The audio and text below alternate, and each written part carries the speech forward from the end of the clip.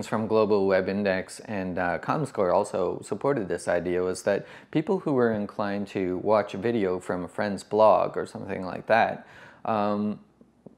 interestingly, they seem to be from higher income levels, 100K plus. They had post-secondary education of some kind. And when I heard that, it made me think of this slide that I captured from the Konami presentation, which showed the majority of iPhone users being in the age range of 25 to 34, and that the majority of iPhone users earning 100K or more. Now granted, this is a little bit older information, but I just found the correlation there between watching online video and using an iPhone to be pretty strong, significant.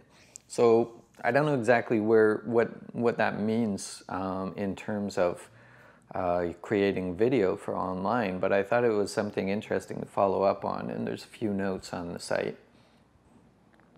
All right, so given that, watching online video is on the rise and people are interested in it, and then we have to ask ourselves, well, how do we go about making compelling online video? We certainly don't want to be ignoring it in our sites and our advertising campaigns, if that's what we do. So there's a second article that we have put up on the site called Compelling Online Video. And it talks a little bit about the evolution of what we would call interactive medium and video.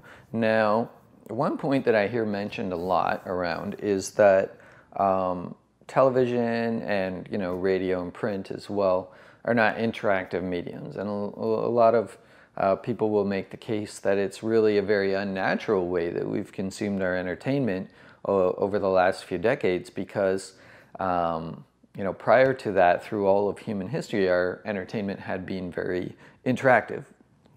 In other words, if you went to live theater, then the actors in the theater and so forth were kind of led by the audience. They were moved by the response that they got, be it their laughter or be it their tears. The audience would have a part in shaping the direction of the thing, and so it was interactive.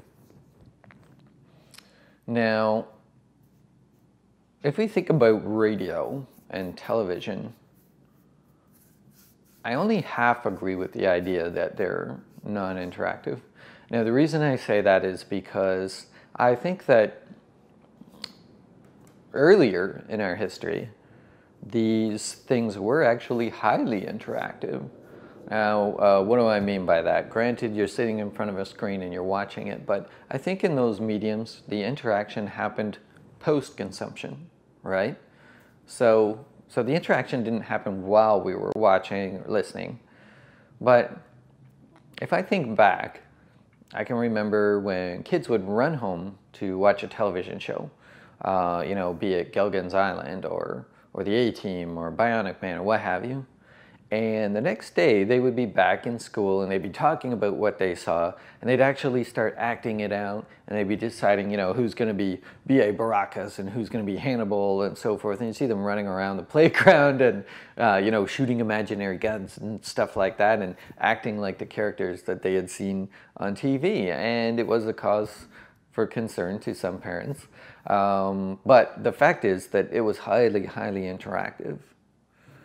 Now, as time goes on, we see the range of choices that we have in those mediums just explode.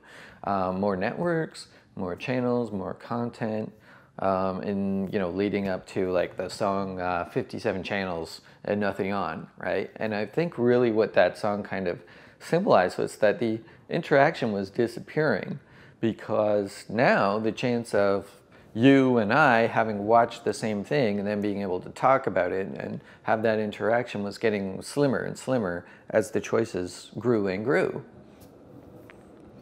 So, in my opinion, it's really only like in maybe the last 15 years or so that the interaction has really been disappearing from those mediums through no fault of their own.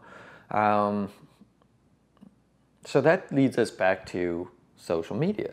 Social media returns us back to the way things were. If you think about it, what is the point of social media?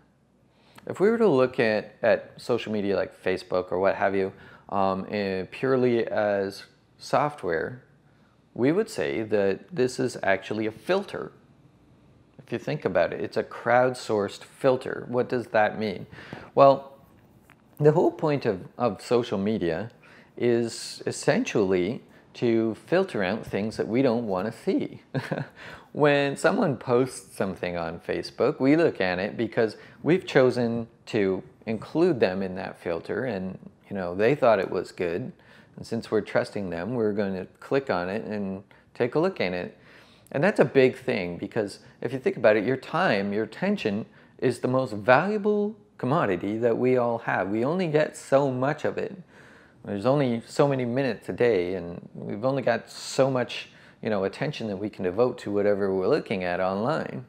So we don't want to just squander it everywhere. We want to get something good out of it. So when you think about it, in social media, when you add on friends and people and so forth into your network of associates on there, you're really, in a way, you're building an algorithm, right? All those people are elements of that algorithm that determines what will filter down to us, then that we'll actually see and consume online. We have the ability to adjust that algorithm by adding on or removing friends and so forth, until we finally build it into this network that is so valuable to us, because it is what is providing for our entertainment and our content needs. So that being the case, we put a few, just 5 simple rules down here for creating good video for social media, for interaction. And we've got a video here to kind of support those ideas. And I'd encourage you to go ahead and take a look at the video in your own time. It is that presentation from ComScore, and it lists a lot of really interesting facts. But as for those 5 rules, if you had to really condense it down into just one statement, it would be pretty simple. It would be genuine. As we've seen, people are just as interested to look at a video that you made on a blog as they are to watch a television show online, and probably a lot more interested. So that being the case, don't think so much about what does it take to make a video go viral. Mitch Joel recently made a good comparison. He said, like, trying to figure out how to make a video go viral is like trying to figure out a system for winning the lottery. Look at what has, made the rounds online, and you see it's all over the place. It's just so hard to predict. There are so many, varying social networks that everybody makes their own now. So there isn't really a way to make a video go viral. But what you can do is just keep putting things up. This video almost didn't make it online because I had a technical problem, and it's easy to just kind of throw up your hands and say, nah, forget it. I'm not going to do it. It's too much work. But, putting in the effort and regularly posting things up and starting conversations and replying to comments and so forth, that is how you eventually build something. There's no way of getting around the hard work that is, it's like anything else. The more time and effort that you put into it, the better the result is going to be. But, do take a look at the 5 rules, but that's kind of the takeaway from it. So speaking of using video online, one of our viewers, Courtney, hi Courtney, got a hold of me to remind me about something interesting that FITC does. Now that's the Design and Technology Festival that happens every year in Toronto, and it's coming up in the spring.